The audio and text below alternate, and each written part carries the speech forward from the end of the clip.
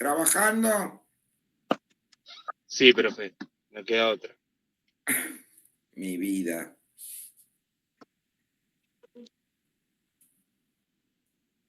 Bueno, nos estaba diciendo quién era la que estaba hablando. ¿Pía? Sí, profesor.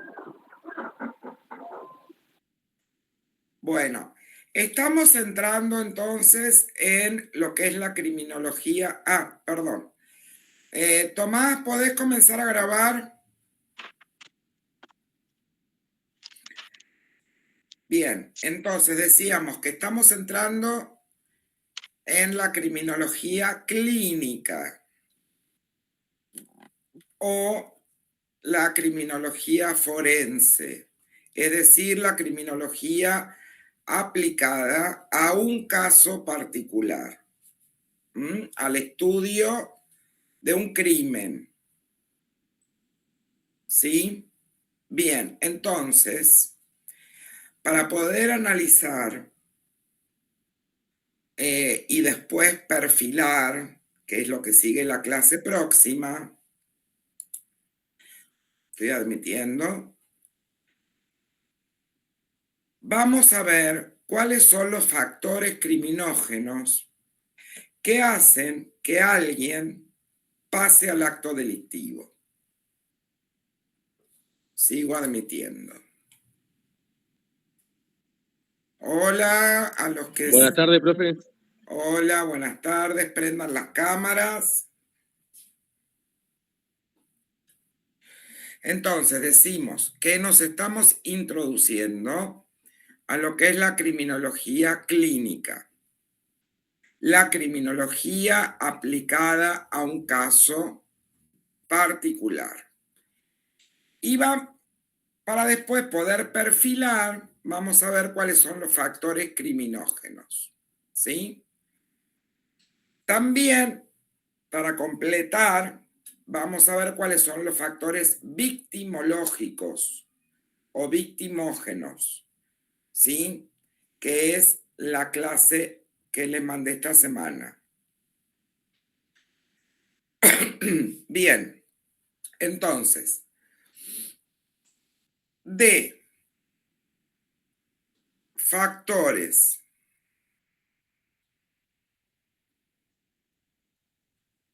criminógenos. A ver si puedo compartir la clase. Ya viene alguien.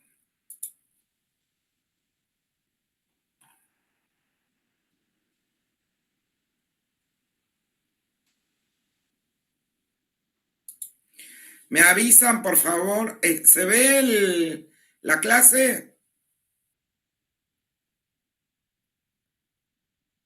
No, profe. No, profe, se ve su pantalla. O sea, el Zoom.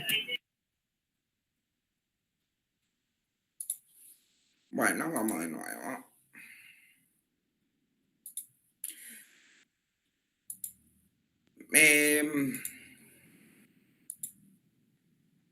Me avisan si alguien quiere entrar, ¿eh? Bien. ¿Ahí se ve? Sí, ahí sí, profe. Sí, profe. ¿Se ve? Bueno. Entonces, vamos a ver criminogénesis y criminodinámica. Son la criminogénesis y la criminodinámica dos conceptos esenciales para entender el desarrollo de la criminología clínica, es decir, el paso al acto delictivo de alguien que decide transgredir la ley y cometer un delito. Cuando hablamos de génesis, ¿a qué nos estamos refiriendo? Genética. ¿Cómo? A la genética. No te escucho. Más A la fuerte. genética, profe. No, genética no. Génesis. ¿Qué es? Origen. La génesis es el origen. ¿Sí? Entonces, cuando hablamos de criminogénesis, ¿de qué estamos hablando?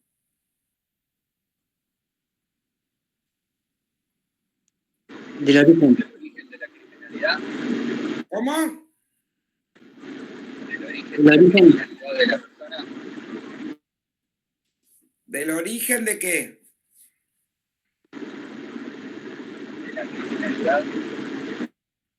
De los Del origen factores del crimen.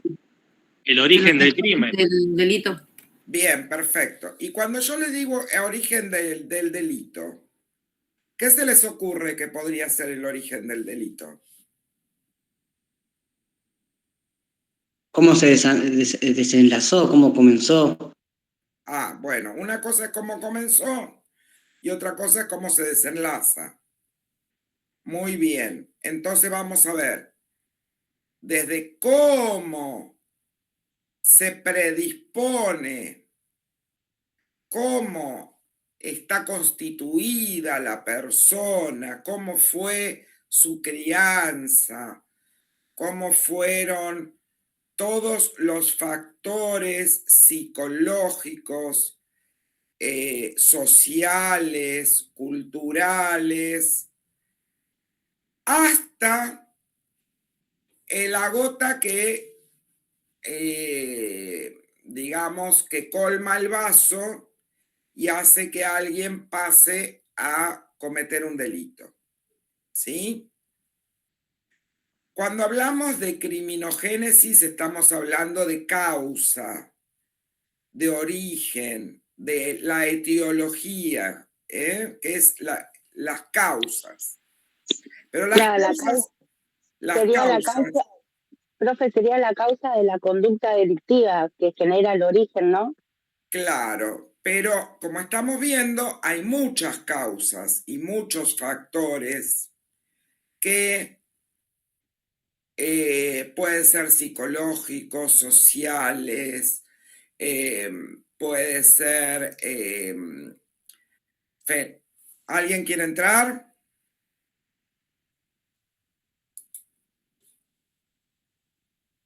No.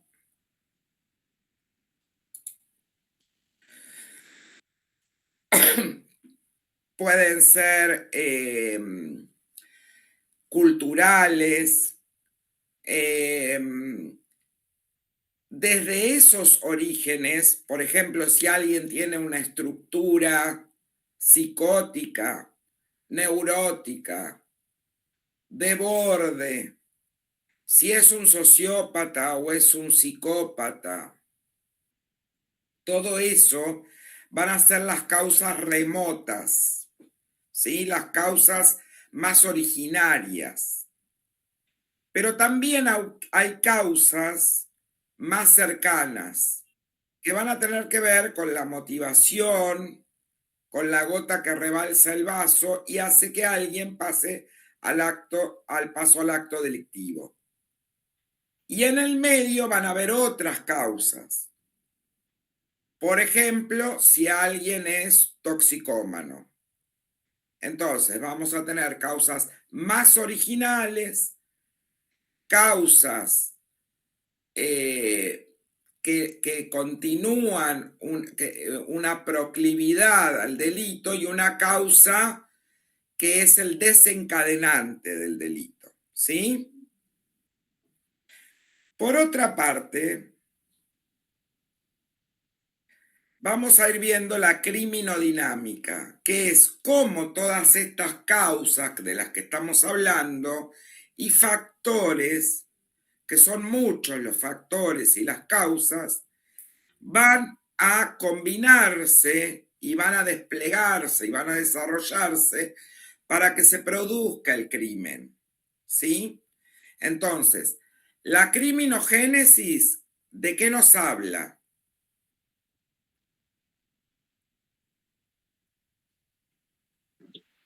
Del origen de la causa. Que no es la causa. Acuérdense que son múltiples causas. Porque cuando hablamos de seres humanos, hablamos de seres humanos dinámicos, que se construyen, que tienen una estructura particular, que puede ser neurosis, psicosis, perversión, o que estén en el borde de la neurosis. Entonces, hay gente, por ejemplo, gente que está en el borde de la neurosis tiende a ser más factible que... esperen que admito, pueden ser más proclives a no controlar los impulsos, a ser por ahí más antisociales. Entonces, hay causas más originarias, más estructurales, hay causas sociales, socioambientales, familiares, que tienen que ver con la marginalidad. Hay otras causas culturales, como pertenecer a la subcultura del delito. Hay otras causas que pueden tener que ver con factores asociados como la toxicomanía, como el alcoholismo, como que pueden ser determinantes para que se llegue a un acto delictivo. Y después están las causas más cercanas al acto delictivo, que es la gota que rebalsa el vaso, que genera el paso al acto delictivo. ¿Se entiende? Entonces, la criminogénesis es el estudio de las causas y los factores que producen, que van a terminar en un acto delictivo.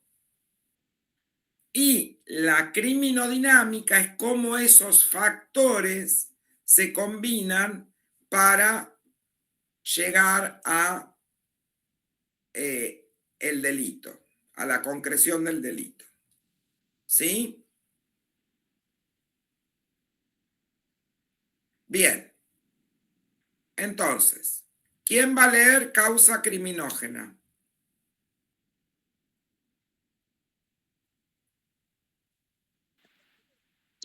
La leo, profe. Vale. Causa criminógena. La condición la multiplicidad de causas necesaria sin la cual un cierto comportamiento no se habría jamás manifestado. Efecto, conducta antisocial y o delito. Ejemplo, sujeto drogado que asesina. Se llama... Punto. Entonces, ¿de qué estamos hablando cuando hablamos de causa criminógena?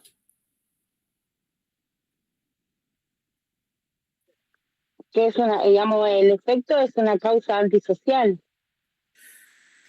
Muy bien. Es una persona que tiende a tener, o sea, la causa criminógena siempre son condiciones de multiplicidad de causas. Recuerden eso, no hay una sola causa. Por ejemplo, una persona que ya está constituido como un antisocial, ¿sí? Que lo vimos las clases pasadas, una persona, un sociópata. Claro, la multiplicidad sería la causa, digamos, el efecto que ya es antisocial y ya, digamos, tiene la multiplicidad de ser un Además, adicto. se droga. Claro. Entonces acá se conjugan varias causas, ¿sí? Entienden que son una multiplicidad de causas. Y además puede formar parte de una banda de motochorros. ¿Se entiende? Entonces hay causas sociales, causas familiares, causas estructurales, la condición de ser una persona de borde, además se droga, además se dedica a robar y en ese acto de vandalismo asesina.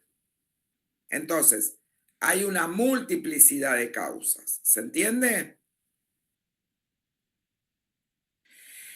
Ahora, ¿por qué decimos que es una condición necesaria? Continúa leyendo. la condición necesaria sin la cual un cierto comportamiento no habría jamás manifestado. Lo que Jamás se interesa, habría manifestado. Muy bien. Entonces, cuando hablamos de causas criminógenas, son todas las condiciones necesarias que tienen que estar presentes, sin las cuales ese comportamiento jamás se habría manifestado. ¿Alguien quiere entrar? Sí. Sí. Ustedes pueden ver, me avisan, por favor. Bien. Continúa, mi amor. lo que interesa en criminología es demostrar que cierta conducta antisocial fue causada directamente por determinada causa. Pero en los hechos concurren múltiples causas. Se prefiere hablar de factores causales y cadena de causas, siendo de sumo interés intentar descubrir las causas remotas o primeras que desencadenaron la serie de hechos que finalizan con el acto criminal. Entonces, ¿se dan cuenta por qué nosotros no hablamos de una sola causa, sino que preferimos hablar de factores causales o de cadena de causas, porque son múltiples las causas que tenemos que analizar y detectar, sin las cuales no se hubiese cometido el acto criminal? ¿Se entiende?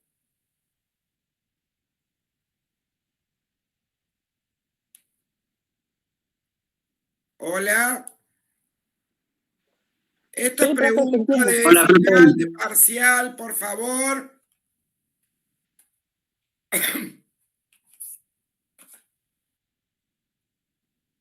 ¿Se entiende por qué no hablamos de una sola causa criminógena?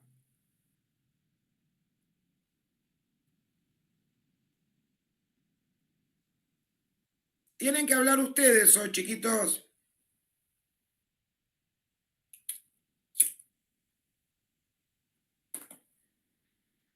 Profe, disculpe, yo no pude escuchar bien, porque no estaba. ¿Qué había consultado? Que decimos que cuando hablamos de causa criminógena, en realidad lo que estamos hablando es de una concurrencia de causas. Es un montón de causas y no una sola causa.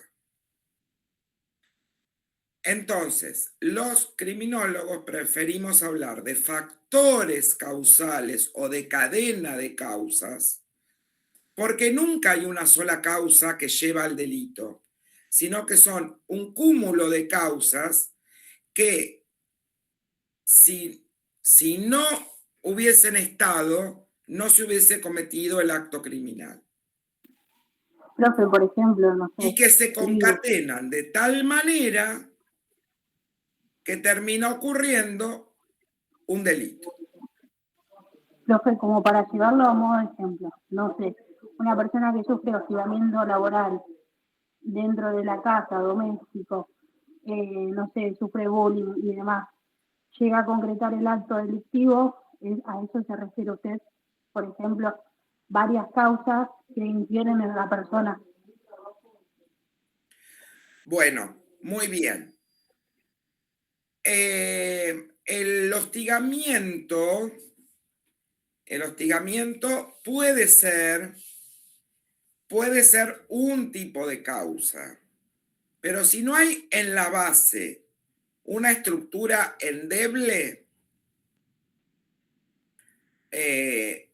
o sea, a todos nosotros nos han maltratado en el trabajo, en el estudio, hemos tenido un profesor jodido, hemos tenido compañeros con problemas que nos cargaron, pero no todos salimos a matar gente. Es decir, frente a un hostigamiento, o sea, esto puede ser un factor preparante, un factor Sí, preparante. Pero tiene que haber elementos constitutivos de la subjetividad, de la sociabilidad, que puedan generar que uno descargue su furia y cometa un acto delictivo. ¿Se entiende, mis amores? Sí, sí, profe, se entendió ahora. Bien, perfecto. Entonces, cuando hablamos de causa criminógena, siempre es multicausal. Tiene que haber causas remotas, que ¿cuáles son? Las constitutivas de la subjetividad. Una psicosis, una sociopatía, una psicopatía, ¿sí?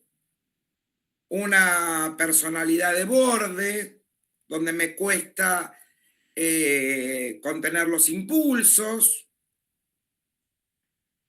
¿sí? Después vienen otros factores que se asocian a todo eso, que puede ser el hostigamiento. ¿Se entendió? Y después tiene que haber un factor desencadenante, que también es una causa. Entonces, cuando hablamos de causa criminógena, son un montón de causas, una cadena de factores que van desde las más remotas a las más recientes, anteriores al crimen, que hacen que alguien pase al acto delictivo. Cuanto más remotas sean las causas que nosotros podemos determinar, más exacto va a ser el diagnóstico que podamos hacer y más éxito vamos a tener en, primero, encontrar al victimario si no lo conocemos, colaborar con la justicia y también para el tratamiento penitenciario. ¿Estamos? Bien. ¿Estamos? Pregunta de examen es esto, ¿eh? Criminogénesis, criminodinámica, causas criminógenas, si hablamos de una o de múltiples. Bien, vamos al móvil. ¿Quién lo lee?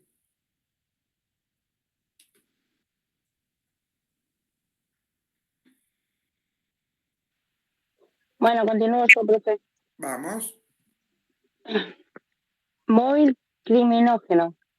Aquello que de naturaleza interna que lleva al sujeto a cometer la conducta antisocial, por ejemplo, venganza, avaricia, etc. Muy Se bien. denomina Entonces, ¿qué es un móvil? Para todos. A ver. Yo acá les di 2 ejemplos, pero pueden ser un montón.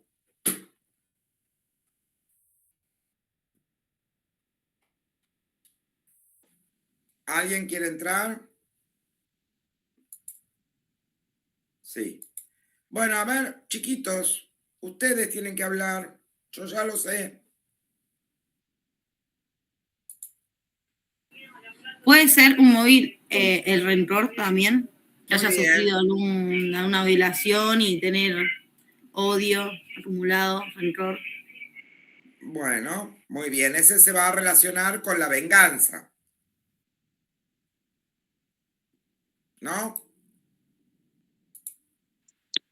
sí, con la venganza, con la furia, con la avaricia. No, pero la avaricia, ¿qué es?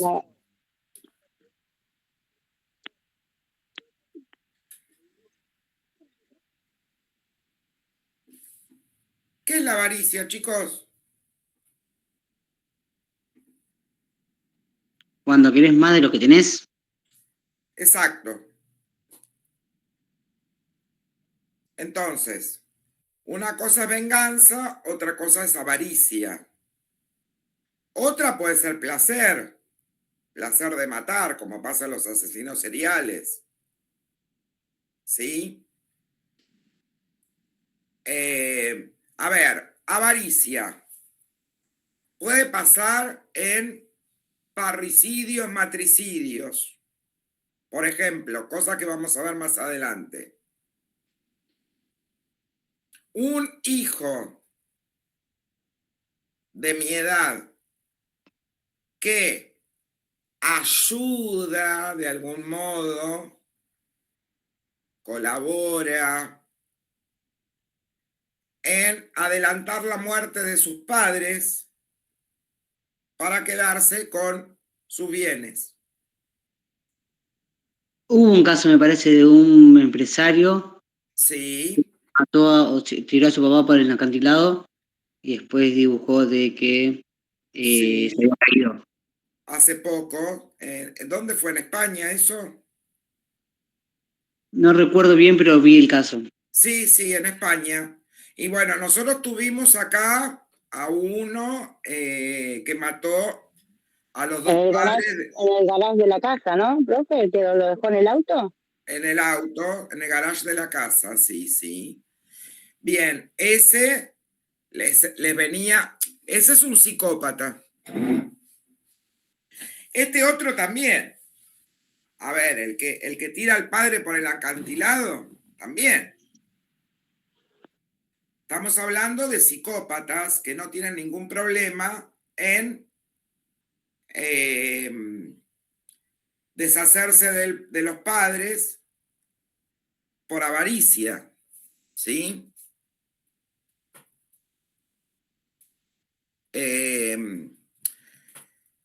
El caso, bueno, no me acuerdo el apellido, pero lo tenemos en los PowerPoint de parricidios. El nuestro, el que mató a los dos padres en el garage arriba del auto, que primero le echó la culpa a la empleada doméstica, en Buenos Aires fue. Él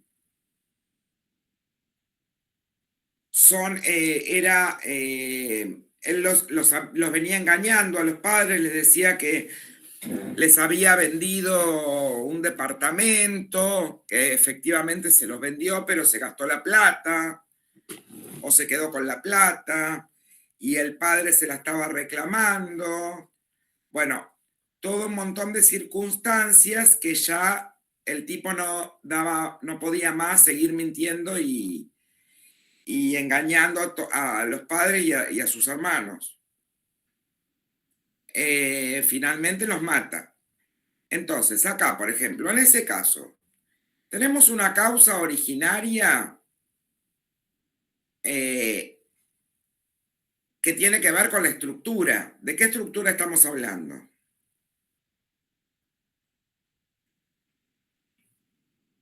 Psicopatía. Estructura, perversión, personalidad psicopática, ¿sí? Todos los tejes y manejes de mentiras y de cosas que viene haciendo también son causas, ¿sí? Todo lo que viene engañando a todo el mundo, haciéndoles creer que se mudaban, que mañana la mudanza, que esto, que lo otro, todos esos elementos son causas. Y ya cuando no puedes sostener todos los engaños, las mentiras decide matarlos y echarle la culpa a otra persona. El móvil, o sea, eso eran las causas. Fíjense que siempre las causas son múltiples. Siempre es bueno, como decíamos antes, tratar de descubrir las primeras causas que tienen que ver con la estructura de personalidad, con la personalidad, la estructura, ¿sí? Psíquica, los rasgos que hacen al psicópata, ¿sí? Para poder comprender todo lo que hace en el medio, que también son causas, las mentiras, los engaños, todo lo que va embaucando a todo el mundo hasta que ya no lo puede sostener más y no le queda más que deshacerse de las personas que lo vienen presionando. Y acá es avaricia, pura avaricia. ¿Se entiende? Entonces, el móvil criminógeno puede ser avaricia. El móvil criminógeno puede ser lujuria. Por ejemplo, una violación. ¿Estamos? El móvil criminógeno puede ser hedonismo, que es el placer por matar a alguien. ¿Sí? Todos esos son móviles. Celos.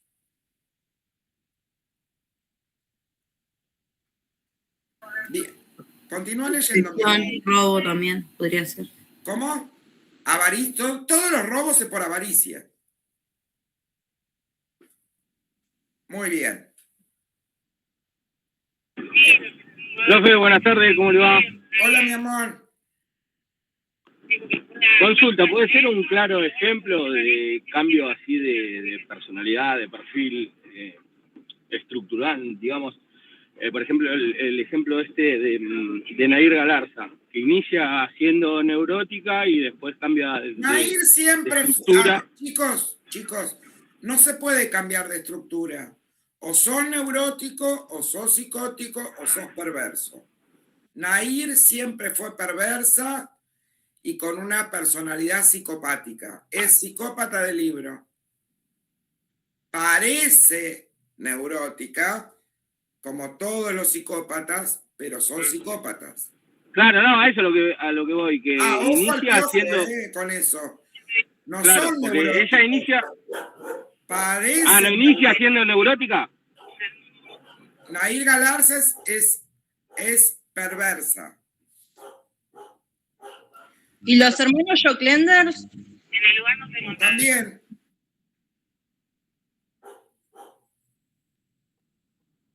También. Los hermanos Joclender, también. Y acá se pueden combinar varios móviles. Venganza, avaricia. ¿Y los hermanos Puccio? El La clan, familia, perdón. El clan Puccio. También avaricia, porque ellos secuestraban gente para pedir rescate. Avaricia. Y después los mataban porque las víctimas los conocían. ¿Por qué no secuestraban víctimas desconocidas? Secuestraban víctimas conocidas. Bien, entonces, ¿quién estaba leyendo? Yo, profe. Dale, seguí. Se denomina... Se denomina móvil criminógeno al impulso interno que lleva a un sujeto a cometer un delito, conducta antisocial. Móvil significa lo que mueve material o moralmente una cosa, pero criminología solo se acepta la forma moral. Así es, en un femicidio, los móviles pudieron ser los celos o la obsesión, y en un robo, la ambición. La importancia de estos conceptos estriba en la posibilidad de analizar los crímenes buscando su motivación, análisis conductual, lo que favorece el esclarecimiento del delito. Muy bien. Entonces, como decíamos, si volvemos a los factores y las causas, esta es la causa última, no la causa primigenia. ¿Sí? La causa primigenia es la estructura o la personalidad. Y la causa última es el móvil. ¿Se entiende?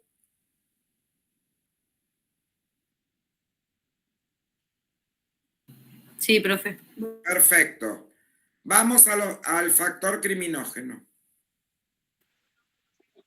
Factor criminógeno. es todo aquello que favorece la comisión de conductas antisociales, pudiendo ser estímulos endógenos, como sostienen los positivistas.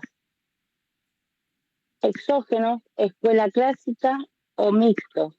Este concepto de factor suele ser manejado en el nivel de interpretación de la criminalidad y el concepto de causa es utilizado habitualmente a nivel conductual, o sea, el crimen en particular. Por eso, muchos autores prefieren hablar de factores causales refiriéndose a los que causaron la conducta del sujeto infractor. Se conoce... Muy bien. A ver, los factores criminógenos son muy importantes. Ya desde las escuelas positivista y clásica hablaban de factores exógenos o endógenos, o pueden ser mixtos. Endógenos tienen que ver con lo biológico, la estructura psíquica, lo psicológico, ¿sí? Todo eso es endógeno. Los exógenos son los factores ambientales, los factores sociales, y los mixtos son la combinación de todos los factores sociales y los factores individuales, ¿sí?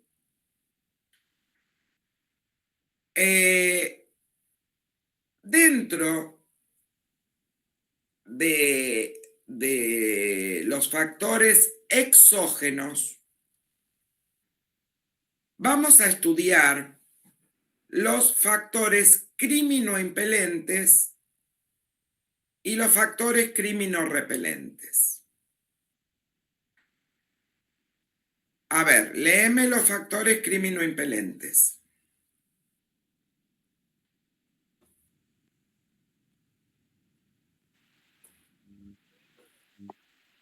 Ahí ya le leo.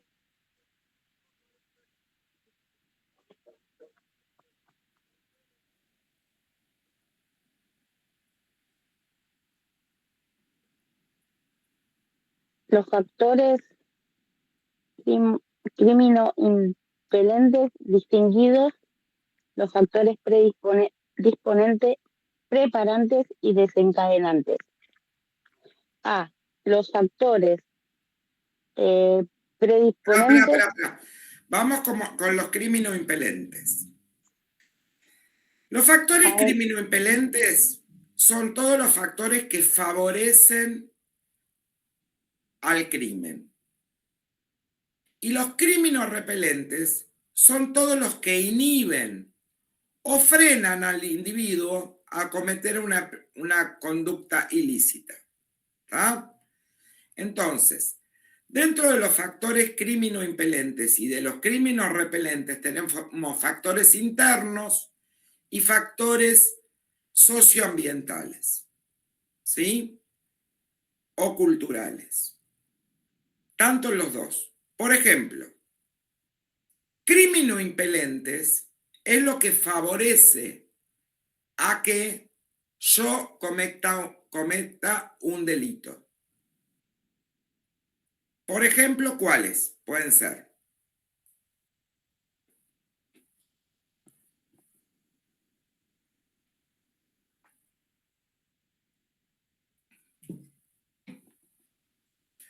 Vamos, chicos, que trabajan todos los días con esto, ¿eh? ¿Cómo, profe? ¿Qué preguntó? Discúlpeme. ¿Cuáles podrían ser factores criminoimpelentes? Que son todos los que favorecen a que yo pueda cometer un delito. Profe, el factor desencadenante. Criminoimpelentes. Impelentes.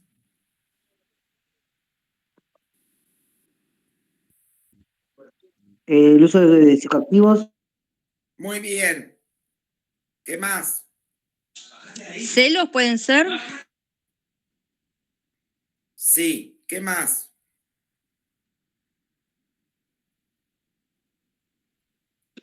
Avaricia. Sí, pero esas acuérdense que eso es la motivación. Vamos a fijarnos los factores crímeno-impelentes. Los crímeno-impelentes es lo que favorece a que yo me anime a cometer un acto delictivo. ¿Puede ser el consumo de sustancias, profe? Sí, me lo acaban de decir, le dije que sí. Piensen en lo social. Piensen, por ejemplo, en Económico. Familia, falta de dinero. falta de Proceso dinero. económico. Sí, bueno, pero hay mucha gente que le falta dinero y no sale a delinquir, sale a laburar. A ver, ustedes, ¿le falta dinero a todos? ¿O no? Sí, profe. ¿Salen a laburar? El entorno, o sea, con la gente que uno se relaciona. Muy bien, eso puede ser. Pertenecer a una banda, pertenecer a la subcultura del delito, o sea, sentirse orgulloso de ser un pibe chorro y matar a un policía, eso es la subcultura del delito. La desigualdad. A una religión también. Porque a veces Muy bien, una secta, porque las religiones Muchas teóricamente... veces puede pasar también, profe, por el poder político también, ¿no? ¿Por qué? El poder político, porque uno tiene Muy poder. bien, ese es el factor más relevante. El elemento de prevención, las acciones de políticas de seguridad, todo lo que hace al trípode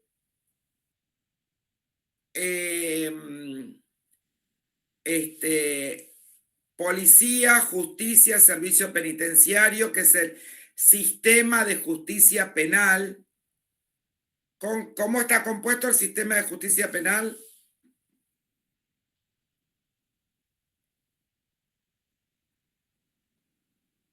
Seguridad, servicio No. penitenciario Sí, policía, servicio penitenciario y la justicia.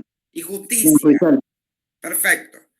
Ahora, ustedes agarran un chorro y la justicia te lo larga antes de que vos termines de hacer los papeles.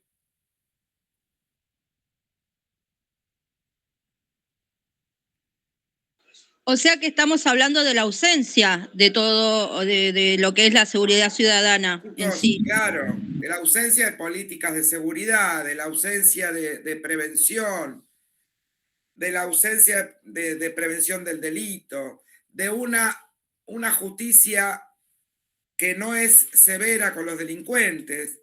Entonces acá andan los chorros como si fuese, o sea, en zonas liberadas. ¿Me Profe, parece uno que de no los son factores- factores criminoimpelentes todo eso?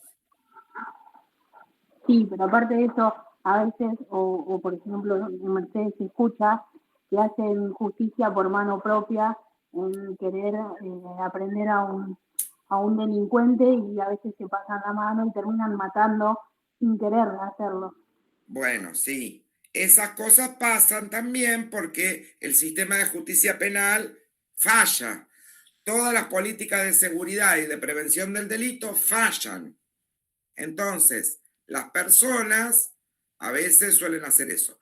Pero fíjense, ¿serán lo mismo los factores criminoimpelentes acá que en Suiza?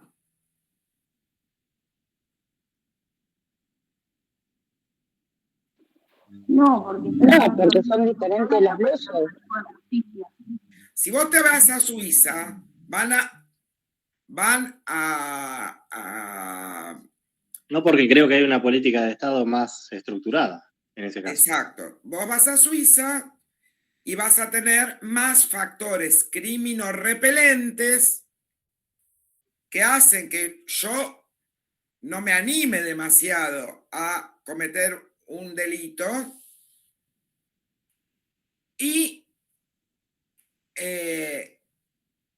y van a ser menos los criminoimpelentes, ¿sí?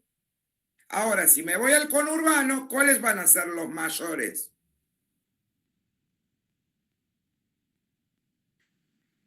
¿Los criminoimpelentes o los criminorrepelentes? Como por ejemplo el mayor patrullaje en la zona, por ejemplo, profe. Sí. ¿Cuáles van a ser? En el conurbano, ¿qué tengo? ¿Más factores criminoimpelentes o más factores criminorrepelentes? Criminoimpelente. Impelentes. Muy bien. Tengo. No lucho contra la droga. Todos salen a afanar y salen al otro día. Andan, no sé, motos sin patente, no pasa nada. Todo que no pasa nada, todo que no pasa nada. Son todos factores criminoimpelentes. ¿Se entiende? Con lo cual, ustedes y nosotros vamos a seguir teniendo mucho trabajo. En cambio, en otros países que tienen un sistema de justicia penal que funciona, van a ser más los criminorrepelentes que los criminoimpelentes. Si acá anda la droga como loca sin que nadie haga una mierda, vamos a tener más factores criminoimpelentes que criminorrepelentes. ¿Estamos? Sí, profe, sí. Bueno, entonces vamos a tener Sí, profe. más delitos, más cárceles, más presos. Y si las cárceles no pueden hacer tratamiento penitenciario porque los presos están hacinados, porque todo es un quilombo, vamos a favorecer más factores criminoimpelentes, porque van a salir más criminales que como entraron.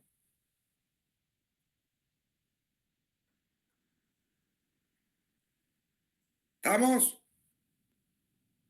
Sí, profe. Entonces, cuando hablamos de criminoimpelentes, hablamos no solo de lo que le pasa a uno, sino de lo que pasa con todo el sistema de seguridad y el sistema de justicia penal. Cuando hablamos de criminoimpelentes o de criminorrepelentes, ¿sí? Hablamos tanto de la persona, de su personalidad, de su antisociabilidad, etcétera, pero también hablamos del contexto. Lo que favorece y lo que no favorece al crimen. ¿Se entiende? Sí, profe. Vamos, ahora sí. Vamos a, dentro de los factores criminoimpelentes, pero ya aplicados a la criminología clínica, o sea, a la persona que comete el delito, leemos.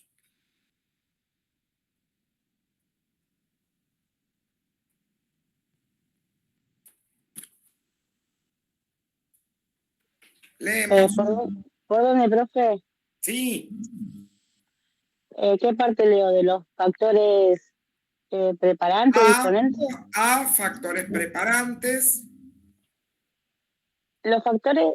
Vayan buscando un ejemplo para analizar esto. Los Dale. factores predisponentes son todas las condiciones endógenas, orgánicas y psíquicas, congénitas y adquiridas que hacen particularmente proclive al individuo a ser criminal. Bien, entonces, ¿cuáles son los predisponentes? Profe, en 6 minutos se corta la llamada. Bueno, gracias. Después les mando otro link. Vamos, chiquitos. Los factores predisponentes en los que es todos los factores estructurales, psíquicos o endógenos, pueden ser orgánicos, que hacen particularmente proclive a que un individuo se transforme más adelante en un criminal. Por ejemplo, ser un psicópata O, por ejemplo, ser un sociópata.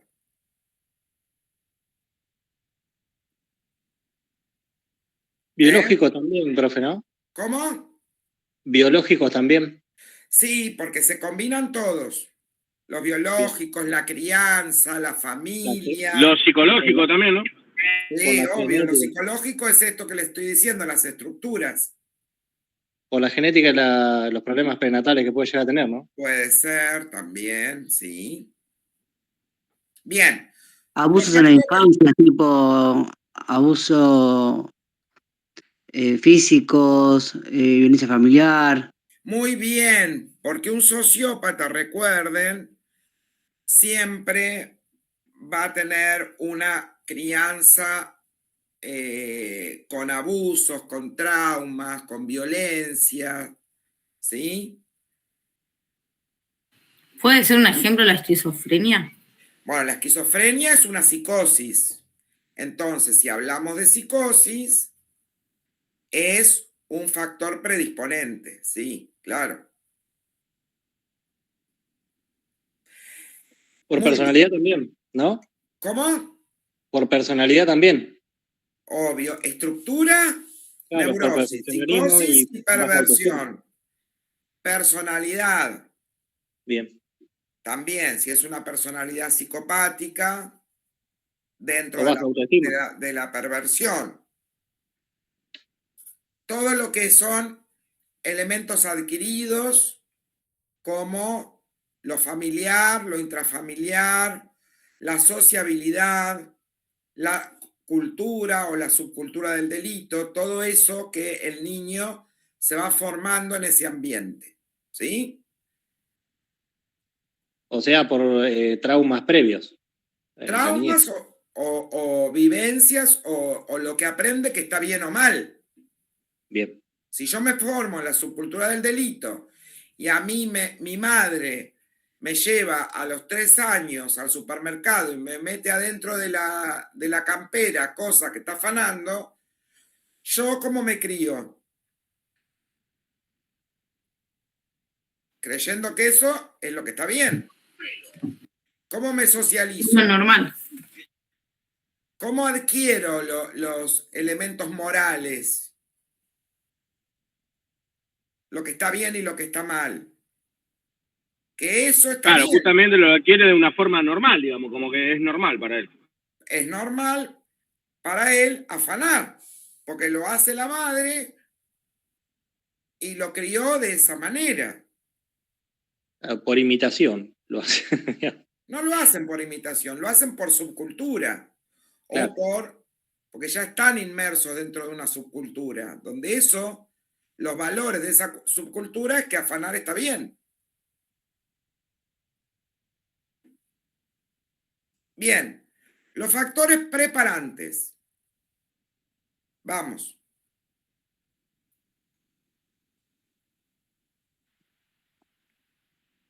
Los factores preparantes son generalmente exógenos, pudiendo ser sociales, como la provocación en una pelea, o de naturaleza mixta, como el alcohol, que es considerado el factor preparante por excelencia.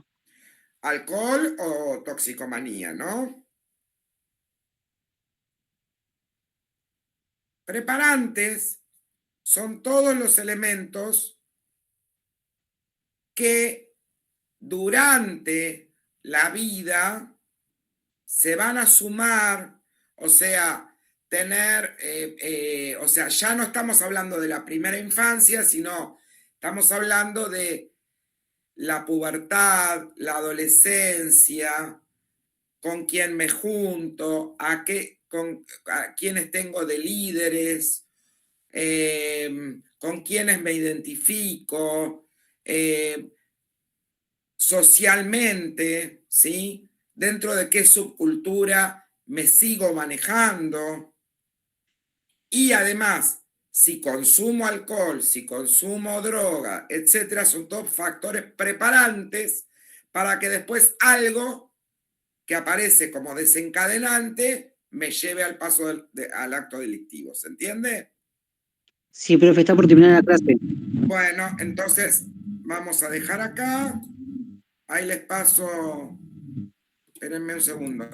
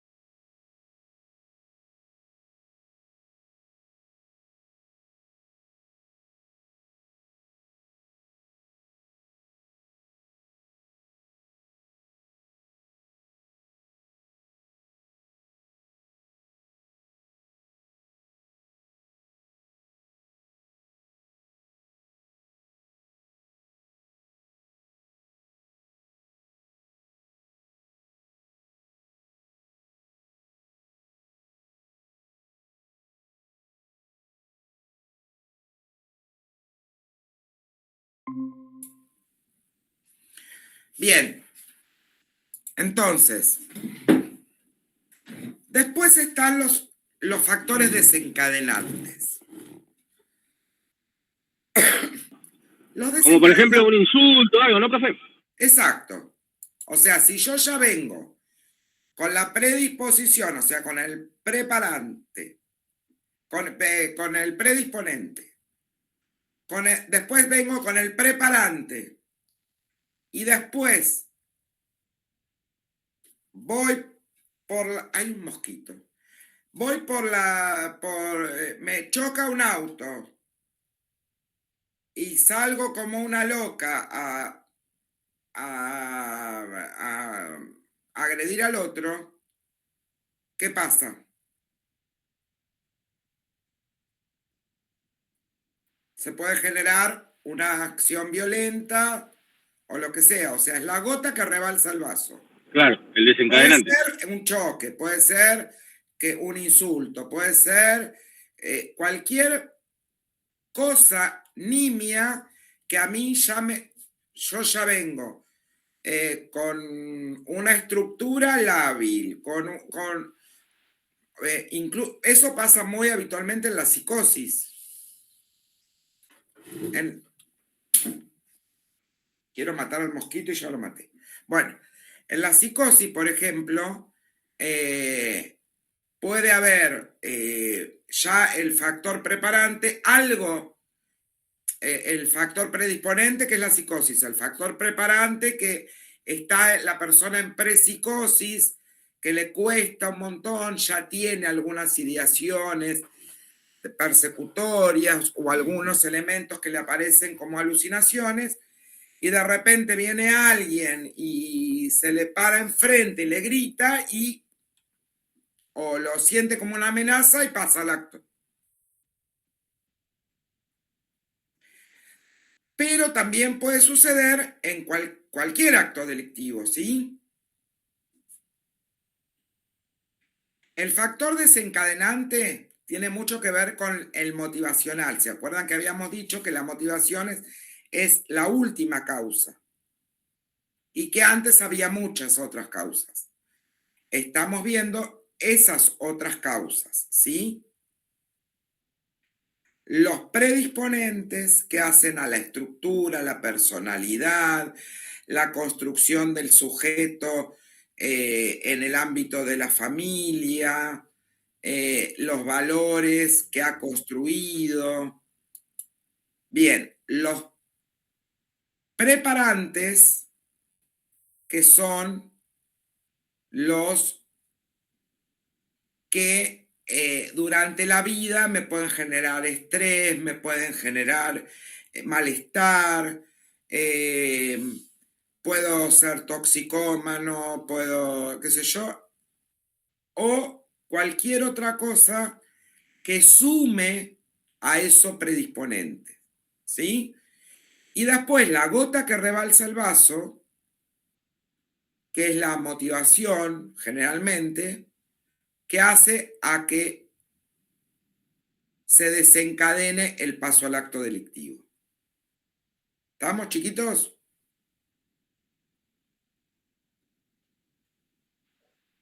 Sí, profe. Bien. Bueno, esto es muy importante. Vamos a verlo en un caso. Por ejemplo, a ver qué caso me traen ustedes.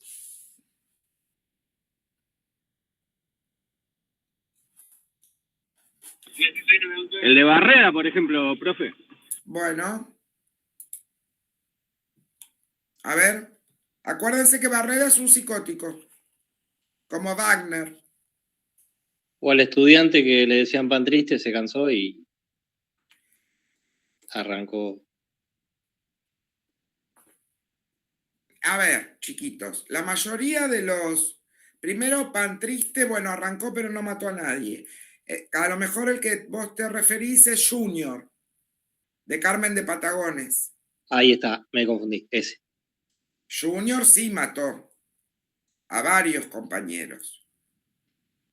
Pero estos chicos no responden directamente a... O sea, muchas veces les echa la culpa a los compañeritos que les hacen bullying. Estos chicos por lo general no padecen tanto bullying, sino que ellos mismos se sienten distintos y superiores al resto. Son típicos antisociales que ellos mismos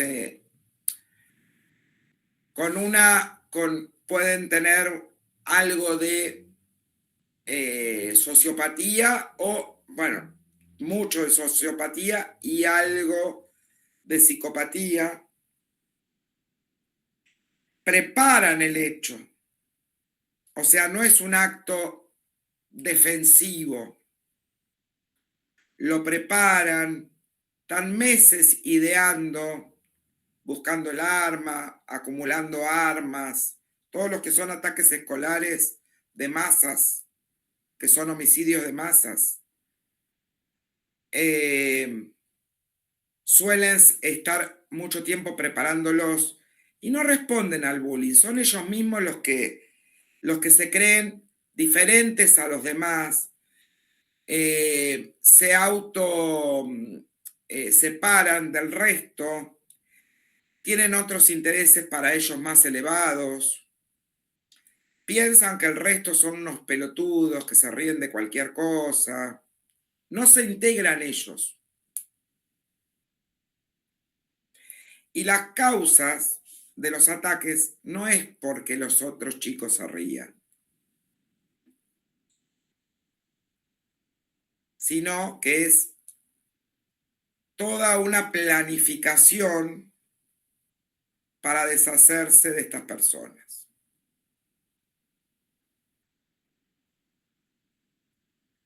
El bullying puede colaborar, pero no es un preparante por excelencia.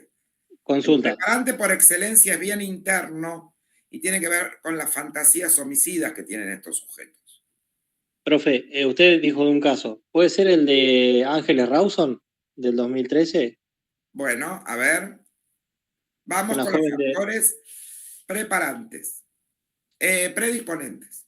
Predisponente puede ser el Estamos abuso de hablando de poder del Mangieri. agresor. Estamos hablando de Mangieri, el portero.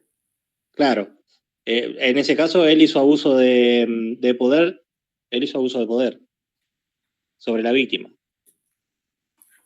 Intentó un abuso sexual. Claro. Y el abuso de confianza del entorno. Muy En bien. este caso sería Bueno, la pero vamos a los parte factores. predisponente. Vamos a los factores predisponentes. Ese sería uno. Predisponentes. Predisponentes. Estamos hablando de un niño.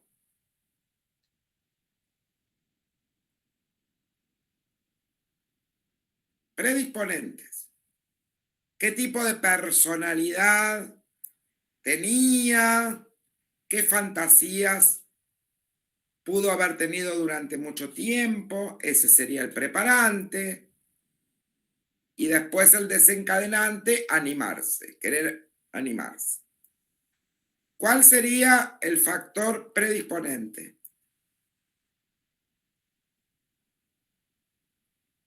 Que lo descubre robando en el edificio. Porque lo habían encontrado. Robando. Sí. Ah, mira. Y él teme que lo delaten. Bueno, pero pará. Factor preparante. Estamos hablando de cuando Mangieri era chiquito. ¿Cómo se construyó? Tal vez lo podrían haber abusado. Pudo haberse construido o en la marginalidad, con ciertos tipos de abuso. El tipo seguramente era un pedófilo, seguramente consumía pornografía infantil, que no se llama pornografía infantil, se llama MASI, material de abuso sexual contra las infancias y las adolescencias. Estamos hablando de probablemente un sociópata más que de un psicópata. Ahí está el factor predisponente. Factor preparante.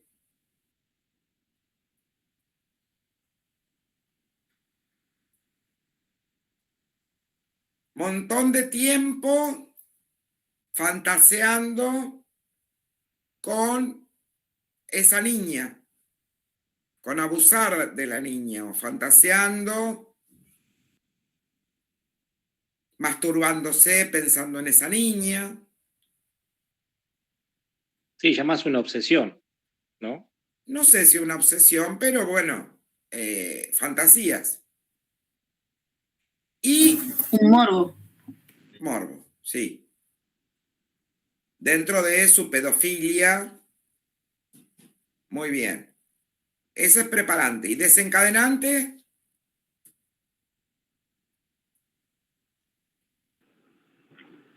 Verla puede ser, profe. Encuentra la oportunidad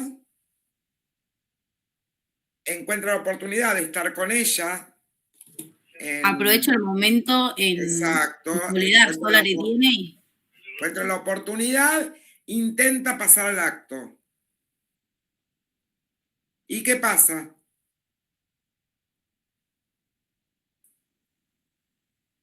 Al acto de acercarse a la chica, tocarla, agarrarla, y la chica que Y llega el momento donde se anima.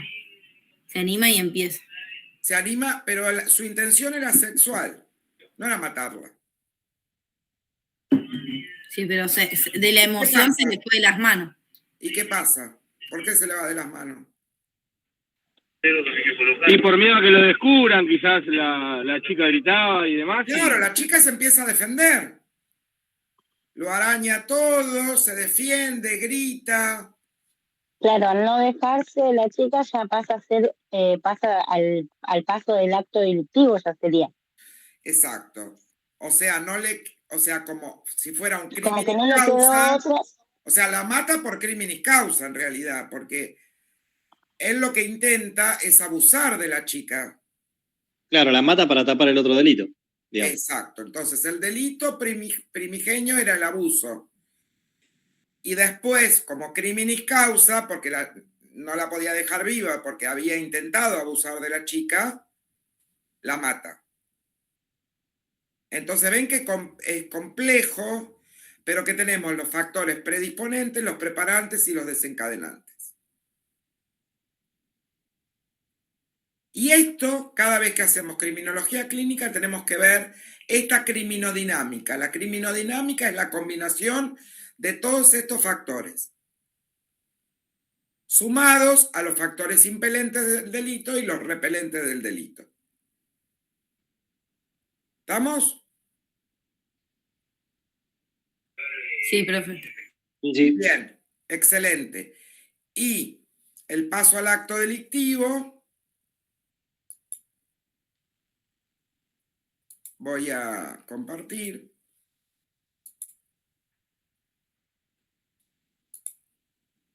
Me avisan si alguien quiere entrar. Vamos a leer el paso al acto delictivo.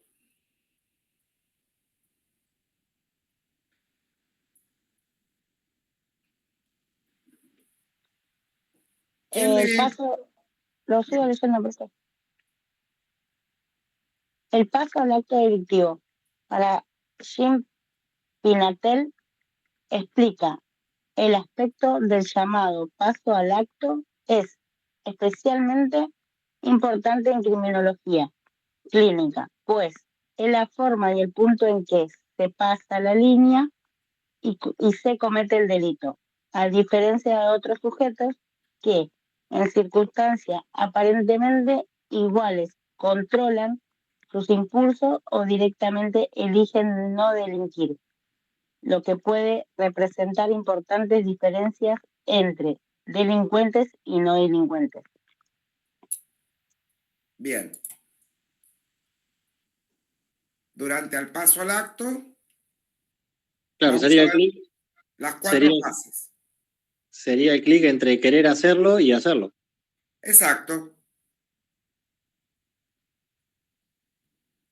Exactamente. El paso al acto delictivo es gente que decide controlar sus impulsos y no cometer ningún delito por más bronca que le tenga al otro, o deseo, o lo que sea, pero el que sí pasa al delito va a pasar por estas fases. Vamos. Durante el paso al acto pudieran diferenciarse 4 fases importantes. 1. Consentimiento mitigante. Coincide la posibilidad del delito como conducta eventual o posible y no la rechaza. 2. Bien. Es decir, acá, consentimiento mitigante es como, bueno, yo pienso que podría cometer un delito y decido hacerlo. O sea, lo estoy pensando por ahora. 2. Consentimiento formulado. Decide cometer el delito. Ahí ya está seguro que lo va a hacer. 3. Estado de peligro latente. La ejecución ya decidida. Muy bien. Y 4. Paso al acto. La ejecución del delito. Muy bien. Entonces, todo aquel que pasa un acto delictivo va a pasar por estas 4 fases. Lo piensa, lo decide, ya está decidida y es latente la ejecución y la ejecución. ¿Estamos? Bueno, creo que acá termina la clase. Bueno, ahora vamos con la clase de victimología. Vamos a dejar vulnerabilidad y vamos a victimología. Vulnerabilidad me la leen, ¿eh? Vamos a victimología, chicos. ¿Quién sigue leyendo? Leo, profe. Vale. La victimología es una ciencia en sí misma que se ocupa de la investigación de todo tipo de víctimas. Sin embargo, en función de sus aportes, la victimología se ha convertido en una rama muy importante de la criminología. Bien, Una o sea víctima, que, esperen, se los sí, explico. La victimología es toda una ciencia en sí, que se ocupa de todo tipo de víctimas. Por ejemplo, víctimas de catástrofes, víctimas de accidentes, víctimas de todo tipo, ¿sí? ¿Cuáles son los factores de riesgo? Ahora estamos, por ejemplo, lamentando lo sucedido en Venezuela. Entonces, la victimología estudia todas estas víctimas de esta catástrofe natural, como así también otras catástrofes no naturales como accidentes, Claro, sería no culpar, sino bombas. entender el O rol, sea, ¿no? ¿quiénes son los focos más vulnerables de cualquier acto que pueda afectar personas? ¿Se entiende? Generar víctimas. Claro, También Pero, puede ser el autoinfligido. ¿No, profe? exacto. También, bueno, la victimología entonces, en la criminología, ¿dónde nos vamos a centrar? ¿En víctimas naturales o en víctimas de delitos? Y en víctimas de delito. Muy bien. Pero también en víctimas de delitos, en víctimas desaparecidas, personas desaparecidas, o personas que se han suicidado o que se han autoagredido, que también es rama de lo forense, con lo cual también interviene la criminología. ¿Sí? Entonces continuamos. ¿Quién estaba leyendo? yo, ahí sigo. Dale. Una víctima se define como aquel que sufre un daño, que puede ser fortuito, accidentes, tragedias ambientales o provocado por uno o más agresores. O también autoinfligido, suicidios, autolesiones. Como sabemos, este daño no siempre es físico. Existen otros daños como el psíquico y el moral, que producen secuelas traumáticas, a veces más difíciles de revertir que las lesiones orgánicas. Exacto. Es más, casi siempre todo lo que son lesiones orgánicas se curan en un tiempo, pero el padecimiento psíquico y moral es mucho más difícil de revertir, de curar, y mucho más largo el proceso, ¿sí? Bien. Además, la criminología, la victimología criminológica o forense, no solo se circunscribe a una víctima, por ejemplo, una víctima que ha sido atacada por un montón de gente, que ha padecido una entradera, que ha sufrido un robo violento o que ha tenido lesiones o que le han tirado un tiro o que terminó muerta. Es decir, que no se circunscribe a la víctima, sino también al entorno de la víctima.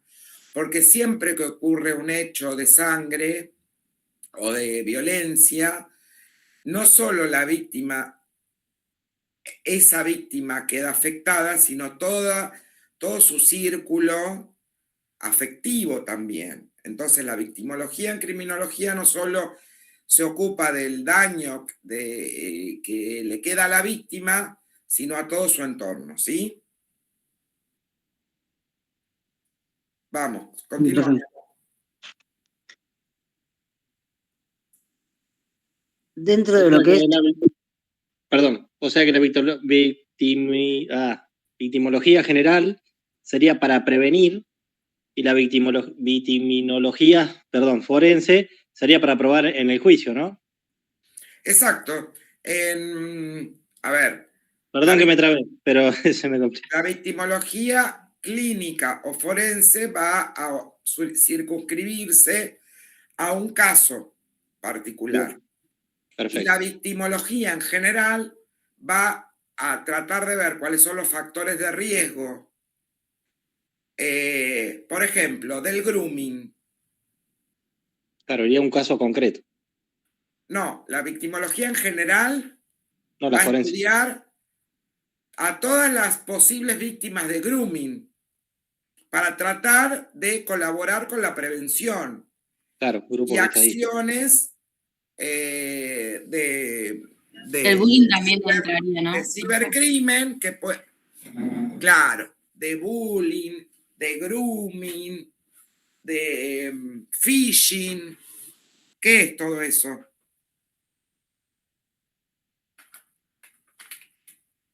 Grooming, ¿qué es? Sería general. cuando un mayor habla con un Sí, menor a través de una plataforma. muy bien, se hace pasar por otro menor para acceder y después extorsionar y después violar, abusar de la víctima, ¿sí? A ver, una cosa de victimología muy relevante en esto. ¿Quiénes son las personas más vulnerables en estos casos? Los niños más vulnerables.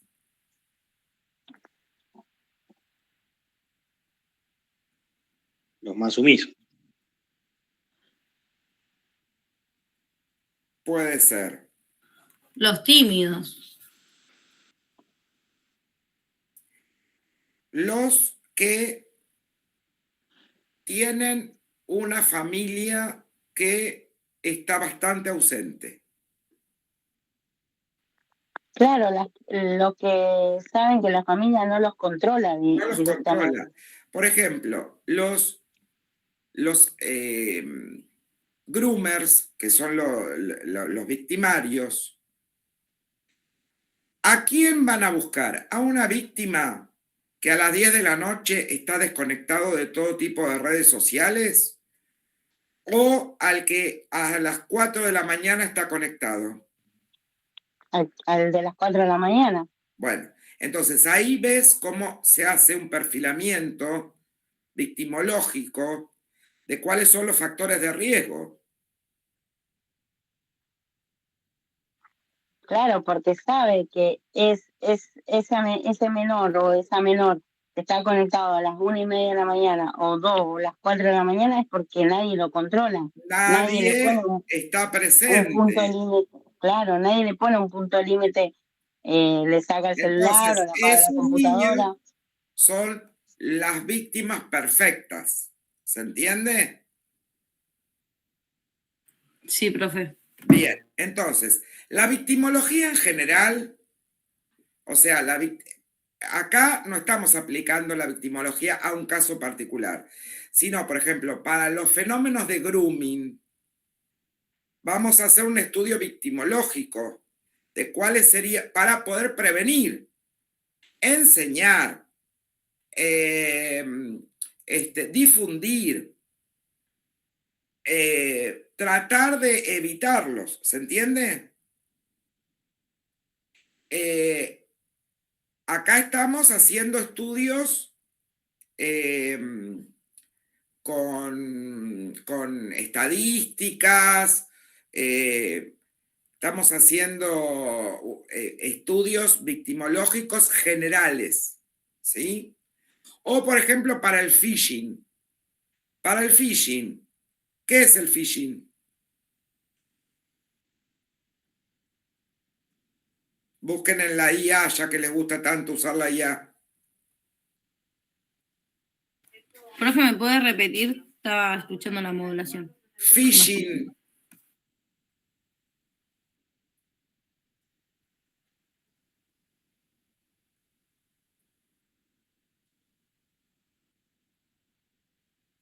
¿Alguien quiere entrar?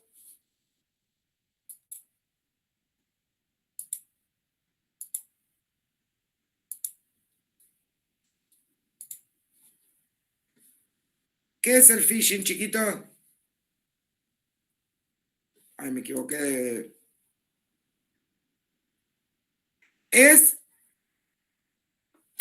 cuando un delincuente busca estafar telefónicamente. Se hace pasar por bancos o entidades especiales. Bueno, exacto. ¿Quiénes son las víctimas perfectas? La gente mayor, La gente más mayor. longeva.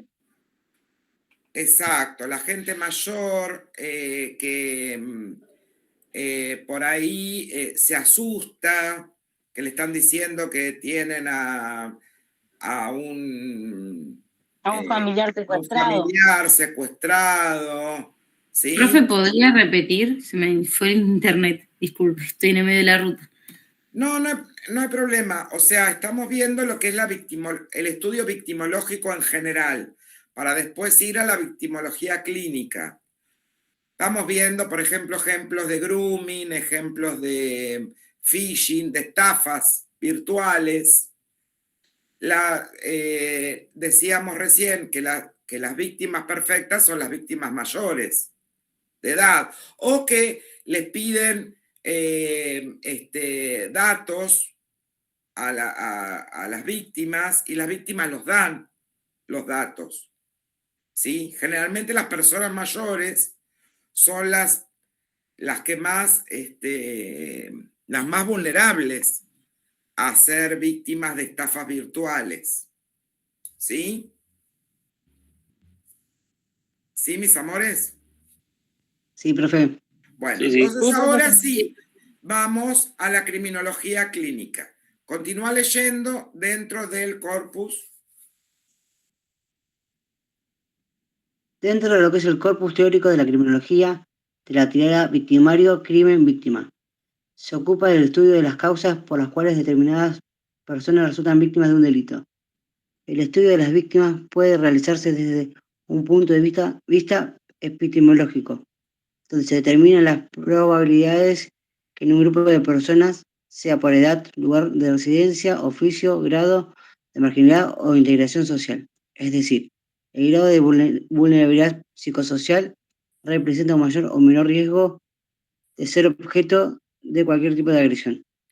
Muy bien, entonces acá lo que nos están diciendo, que para determinados delitos hay víctimas que son más proclives a ser víctimas.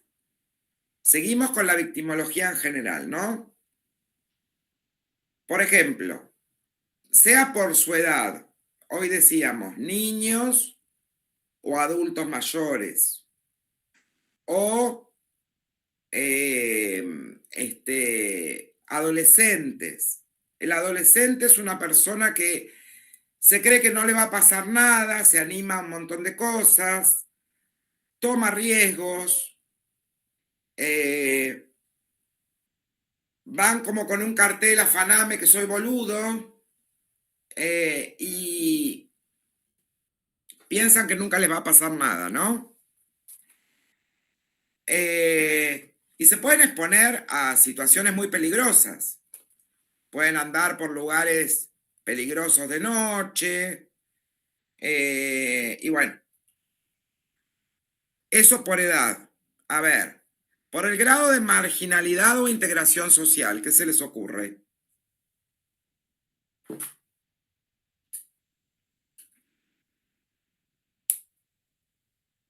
Es lo mismo vivir en una villa donde tenés que pagar peaje para entrar y salir de tu casa.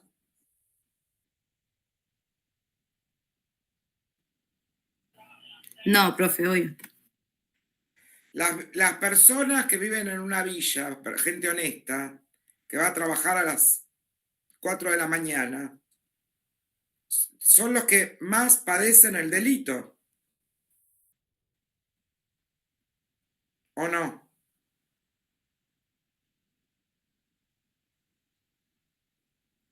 Bien.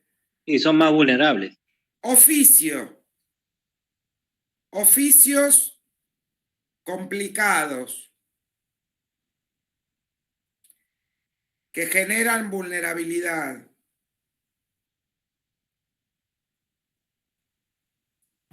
Podría ser la prostitución. Muy bien, muy bien. A ver, oficios para accidentes hay un montón. Oficio para ser víctima de un homicidio puede ser policía también. Pero el oficio más peligroso es la prostitución. O sea, gran cantidad de víctimas que ejercen la prostitución pueden terminar violados, maltratados o muertos por la vulnerabilidad que genera su oficio. Vos no sabés Claro, qué te encontrás. Claro, como el triple homicidio acá en Florencio Varela, como que terminan siendo víctimas. Pero eso es droga. Claro, pero bueno, las chicas también. Eso es prostitución, más droga. Estar metido en todo eso genera un enorme grado de vulnerabilidad. Y más si te quedas con la guita de los tipos. O sea que igual sería victimología. Obvio. No es joda estar en la droga, chicos. No es joda estar en... A ver, los pibes chorros. Los pibes chorros, ellos saben que no van a vivir más de 30 años. Están jugados. Los líderes de banditas, de bandas que venden drogas, los que reparten, no los grandes, sino los que reparten, saben que no viven más de 30 años, porque siempre va a venir otro a querer quedarse con el negocio, con el territorio. Todo eso genera un enorme grado de vulnerabilidad. Si esas cosas no se cortan desde de cuajo, vamos a tener cada vez más muertos, ¿sí?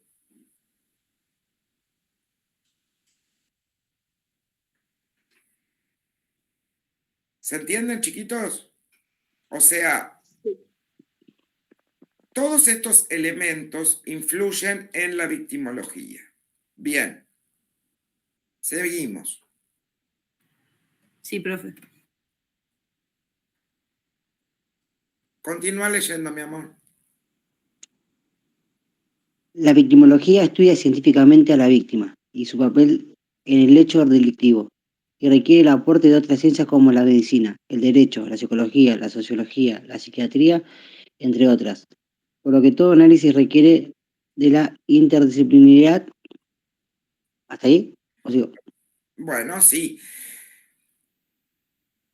Como la criminología, la victimología también se trabaja de manera interdisciplinaria, con los aportes de la medicina, del derecho, de la sociología, de la psicología, de la psiquiatría, de la seguridad humana, de todos. También acá vamos a tener factores impelentes a la victimología y factores repelentes a la victimología, ¿sí? Vamos a tener causas victimológicas, muchas, igual que como vimos en lo que es el crimen. ¿Estamos, mis amores? Por eso, la medicina legal nos va a aportar mucho cómo fue tratada la víctima. No es lo mismo que te metan 30 puñaladas a que te metan una puñalada. Nos dice un montón de cosas el cuerpo de la víctima.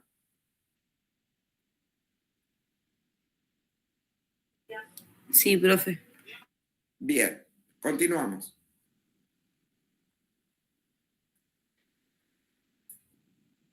La victimología no se limita a las víctimas de delitos, sino que también abarca la problemática de la victimización de ciertos grupos o colectivos, como así también la revictimización de la violencia institucional.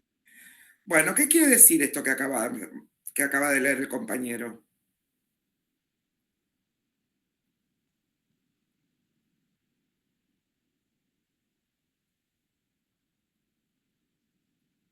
Puede ser, por ejemplo, lo que pasaría en policía o no nada que ver. ¿Por qué? A ver. El abuso de poder de los jefes o y demás, o no. Por supuesto que Sí. el policía es siempre una víctima en potencia. Tanto por actuar en su función como por el estrés en el que vive permanentemente. De hecho, el índice de suicidio en personas que están en la policía es muchísimo más alto que el índice de la población común. ¿Por qué será? Entonces, todo esto estudia la victimología, ¿se entiende? Y también, o sea, ciertos grupos de mayor riesgo son los que estudian la victimología. Y también la revictimización de la violencia institucional. O sea, si a una víctima la tratan mal en el lugar donde la están atendiendo, O la discriminan también. la No las- discriminan, le dicen por algo te habrá pasado, o qué hiciste vos para que te pase esto, o qué estabas haciendo, en qué estabas pensando, o por qué estabas así vestido, o lo que sea. Cualquier elemento, o te hacen esperar, o no te contiene el personal que te tiene que contener, o no te asesoran para También puede ser como tratan al colectivo LGTBQ+. Ya, sí, a cualquiera. ahora no quieran tomar una denuncia. No querer tomarle una denuncia, o a un hombre, no querer tomar una denuncia por violencia de género. Como si los hombres no fueran víctimas de violencia.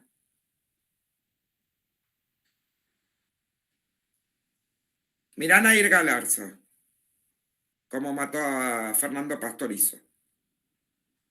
Entonces, los hombres a veces no hacen la denuncia por toda esta cuestión cultural, de la Por virilidad, vergüenza. de que se me van a reír, y de hecho se le ríen muchas Sí. veces. Entonces, o no le quieren tomar la denuncia. No solo las mujeres padecen la revictimización, ¿sí? Muchas personas padecen revictimización. Entonces hay que tener mucho cuidado con la violencia institucional, con lo que hacemos, con cómo nos acercamos a las víctimas, cómo las tratamos, cómo trabajamos con las víctimas, con el entorno. Todo eso hace al estudio de la victimología. Y siempre tratando de evitar una nueva revictimización. Continúa, mi amor.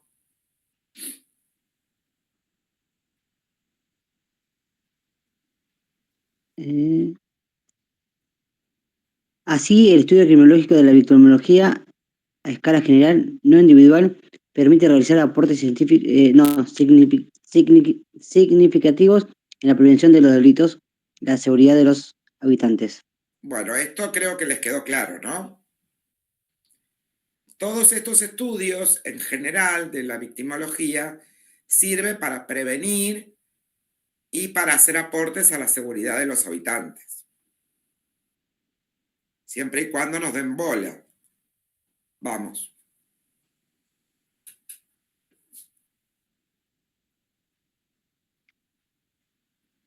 La victimología ha ampliado de manera fundamental el análisis y el alcance de las delincuencias. El interés por los problemas de las víctimas, que surgió a fines del siglo XX, mucho más tarde que el estudio del delincuente, ha influido en la manera de describir, medir e interpretar la delincuencia en el proceso penal, en el que la víctima ha cobrado importancia, protagonismo y participación activa, como así también en el campo de la prevención y la seguridad. Emergen de este modo los derechos de la víctima y quienes habían estado ocultas, dado que los estudios se centraban solos en los victimarios, en la medida que el interés de la víctima estaba subordinado a la acción del autor. Para nosotros, de la diada víctima. Pará, Victimario es léeme bien. Cuando hay para punto, haceme un punto. Antes el estudio estaba centrado en el victimario y no en la víctima, ¿sí? Y a la víctima no se la estudiaba, no se le daba importancia. Para nosotros, la díada víctima-victimario es irreductible. Siempre es una díada, ¿sí? No se puede analizar una sin observar el vínculo que los une. ¿Estamos? Seguimos, amor. Por otra parte, ¿alguien quiere entrar? No, profe, está marcando que queda 15 minutos nomás. Vamos. Por otra parte, observaremos la aplicación de esta relación víctima-victimario, delito aplicado a la criminología clínica. A los casos particulares, la victimología forense. Entonces ahora vamos a dentro de la criminología clínica, que es la aplicación de la criminología a los casos particulares. Punto. Vamos. La victimología forense estudia objetivamente a las víctimas, centrándose en describir de manera imparcial y completa de los aspectos de su vida y estilo de vida. Todos los aspectos de su vida. Y estilo de vida para comprender mejor cómo llegaron a ser víctimas, cómo se produjo el delito y su relación con el agresor. Muy bien. ¿Se entiende hasta acá, chicos?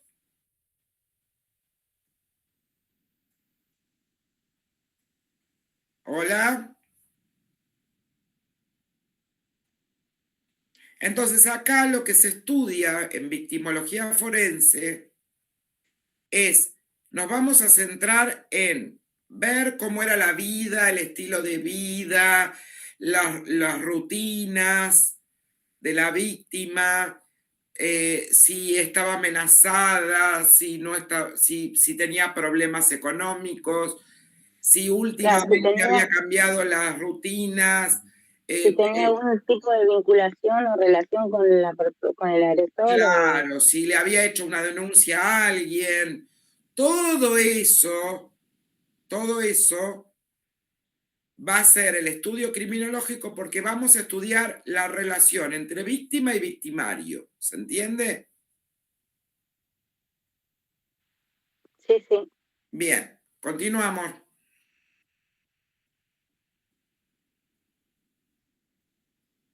La victimología forense se ocupa de la investigación y el examen de víctimas particulares presuntamente víctimas de delitos específicos, lo que constituye una forma ideográfica de construcción de conocimientos. Su finalidad es servir a objetivos tanto investigativos como forenses, que son muy diferentes en alcance y fiabilidad con respecto a los hallazgos. Para reducir el sesgo y alcanzar un umbral mínimo de fiabilidad, el criminólogo clínico debe solicitar una cantidad suficiente de información sobre las víctimas, determinar su fiabilidad y realizar exámenes de acuerdo con los estándares de prácticas proporcionadas. Una característica clave de todo este ¿Qué hace tipo el criminólogo forense o el criminólogo clínico? busca la información necesaria y fehaciente para saber tanto como a la víctima como al victimario. Es decir, que nosotros, si tenemos que hacer un un análisis de la víctima, vamos a buscar testimonios. Si la víctima está viva, vamos a tomarle testimonio a la víctima. Si está muerta, vamos a hacer una autopsia psicológica. Vamos a tomar testimonios a todas las personas que conocen a la víctima, a los más allegados y a los un poco más alejados, porque a veces las víctimas le confían algún secreto, no tanto a la familia, sino por ahí a algún compañero de trabajo, o que tiene algún problema, o que está preocupada por algo, ¿sí? Entonces, todo lo que son la toma de testimonios y todo lo que la criminalística aporta, por ejemplo, todo lo que hace a las redes sociales, lo que sacan de los teléfonos celulares, los mensajes, las llamadas, con quién se comunicó, las cámaras de seguridad del último tramo, todos esos son elementos que nosotros tenemos que sumar a los testimonios para poder hacer un estudio, como una biografía previa de lo que pasó antes del crimen. ¿Se entiende?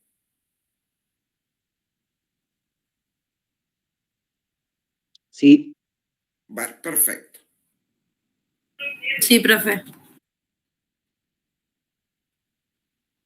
Ni hablar de la autopsia, o sea, la información médico-legal, el lugar del hecho, todo lo que, cómo estaba el lugar del hecho, si era una escena organizada, una escena desorganizada, qué indicios o evidencias podemos tener, si estaba la puerta abierta, si estaba la puerta cerrada, si fue en el interior, si fue en el exterior, todo lo que nos da la criminalística. Recuerden que el análisis que hace un criminólogo forense siempre comienza en el lugar del hecho.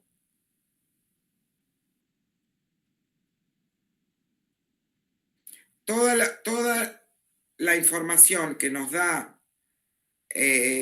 la criminalística es fundamental. ¿Qué había, qué no había en el lugar del hecho? Por ahí ustedes buscan qué había y nosotros además buscamos qué no había. Para eso tenemos que tener acceso al expediente y ver toda la información que haya en el expediente, ¿sí? O sea que nosotros antes de hacer las entrevistas vamos a estudiar el expediente, qué elementos hay, qué nos dice la autopsia o las lesiones, si hubo violación, si no hubo violación, qué hay. ¿Estamos? Sí, profe. Vamos. Las hipótesis. Sí, porque todo eso nos va a ayudar a llegar al victimario. Vamos.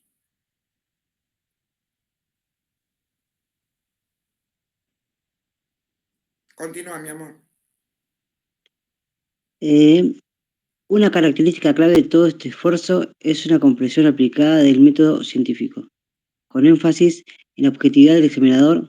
Así, el perfil victimológico permite elaborar una biografía de la víctima, con acento en los momentos más cercanos del crimen, incluyendo los datos necesarios para reestudiar la realidad personal, por medio de un análisis victimológico, los cuales permiten identificar los factores y circunstancias que contribuyeron al esclarecimiento del delito. Como ya sabemos, siempre comenzamos con el estudio minucioso de los momentos previos al hecho y a las personas allegadas a la víctima, dado que, en la mayoría de los casos, la víctima conoce al victimario. En el caso en que la víctima esté... Recuerden, en la mayoría de los casos, la víctima conoce al victimario. Entonces, vamos a hacer una biografía para atrás de los momentos anteriores al crimen, de los momentos inmediatos y de los momentos mediatos. O sea, qué pasó ahora, hace 2 días, pero también hace 2 meses. Claro, va armando la biografía y así puede analizar el perfil del Esto victimario. ya es perfil victimológico. Y recuerden que la mayoría de las víctimas conoce a su victimario. Por ejemplo, un niño abusado es lo más Conoce a su probable abusador. es que esté dentro de su círculo familiar o de amistades de la familia, al cual uno confía, le deja al niño porque es un actor perfecto de persona divina, pero es un psicópata que abusa de niños, ¿sí?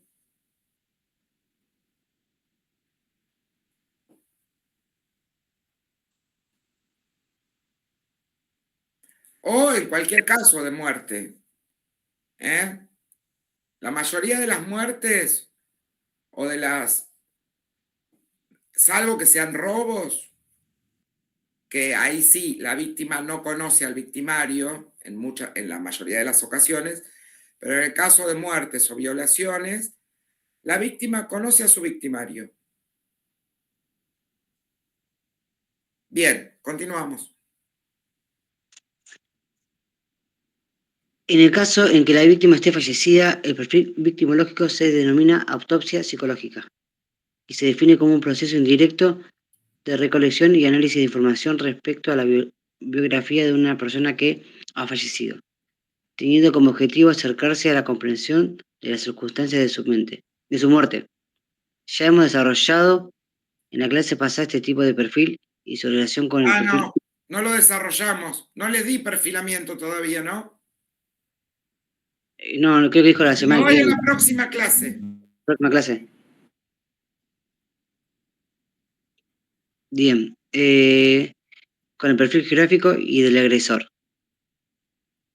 ¿Sigo abajo? ¿Sí? Bien. La victimología puede entenderse en un sentido amplio como el estudio científico de la víctima, pero es necesario ser más amplios aún explicando que no se trata solo del estudio de la víctima pasiva, sino también de quienes la rodean, y los efectos y las consecuencias de hecho. Sí. Del hecho sería. Es decir, que la victimología se ocupa del estudio de la víctima, la cual puede estar muerta, desaparecida, de los efectos en aquellos que rodean a la víctima, y no solo de víctimas de delitos, sino también de quienes han sido objeto de un accidente. ¿Por qué necesaria la victimología? Bueno, entonces acá repetíamos que no solo se ocupa de la víctima, sino de su entorno. Por ejemplo, una persona que ha sido muerta, todo el entorno de esa víctima está angustiado, etcétera. Ni hablar de una persona desaparecida, ¿eh? Un niño desaparecido o cualquier persona desaparecida. Bueno, vamos.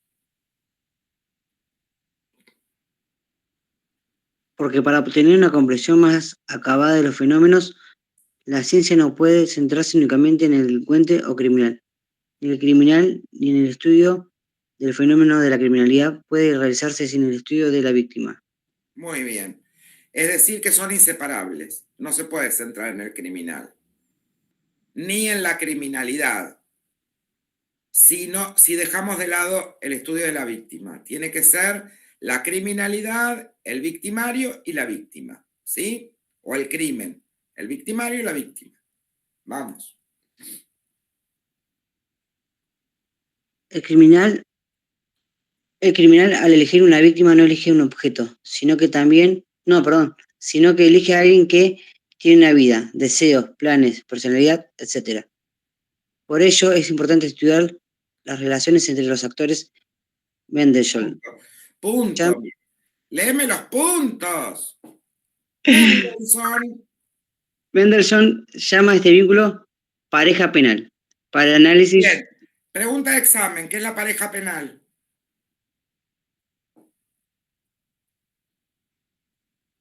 Para el análisis deben tenerse en cuenta. Pregunta de examen para todos los que no están leyendo. ¿Qué es la pareja penal?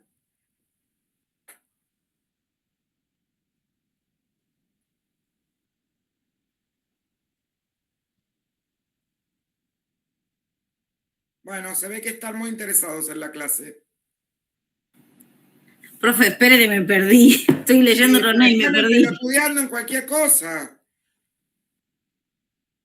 ¿Qué es la pareja penal?